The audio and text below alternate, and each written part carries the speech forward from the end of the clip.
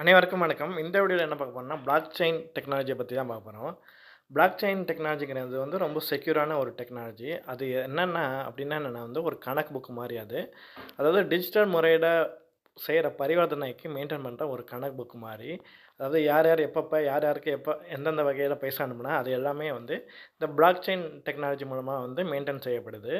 எல்லாமே வந்து டிஜிட்டல் முறையில வந்து மெயின்டெயின் செய்யப்படுது. இது எல்லாமே ஒரு கம்ப்யூட்டர்ல மெயின்டெயின் பண்றது கிடையாது. உலகத்தில உள்ள 1000, 100 நூற்றுக்கணக்கான, ஆயிரக்கணக்கான கம்ப்யூட்டர்ல வந்து மெயின்டெயின் பண்றது.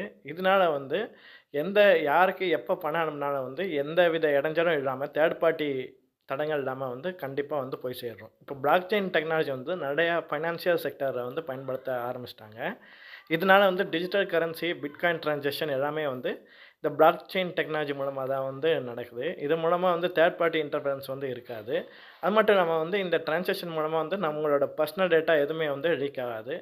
இந்த டேட்டாலாம் வந்து ரொம்ப என்கிரிப்ஷனா இருக்கறனால வந்து சைபர் அட்டாக் வந்து பாசிபிலிட்டி வந்து கம்மியா தான் இருக்கு. இது ரொம்ப செக்யூராவும், டிரான்ஸ்பரண்டாவும் மத்த ப்ராசஸ விட எஃபிஷியன்ட்டாவும் இருக்கு. இதனால என்னென்ன பெனிஃபிட் நமக்கு கிடைக்கும்னா வந்து, நம்ம சீக்கிரமா வந்து பணத்த வந்து அனுப்ப முடியும். நம்ம ஒவ்வொரு பரிவர்த்தனையும் வந்து ஒவ்வொரு பிளாக்ல வந்து எங்கேயாவது ஒரு கம்ப்யூட்டர்ல வந்து சேவ் ஆயிருக்கும். அதனால வந்து யார் யாருக்கு எப்பப்ப பணம் அனுப்புனாங்க எல்லாமே வந்து இமிடியேட்டா வந்து நமக்கு வந்து கிடைச்சிரும். அப்புறம் சைபர் கிரைம், சைபர் ஃப்ராடு இதெல்லாம் வந்து நடக்கிறதுக்கு வந்து சான்ஸ் கம்மி. அப்புறம் வந்து எல்லாமே வந்து ரெக்கார்டாவும், ரொம்ப அக்யூரேட்டாவும் இருக்கும்.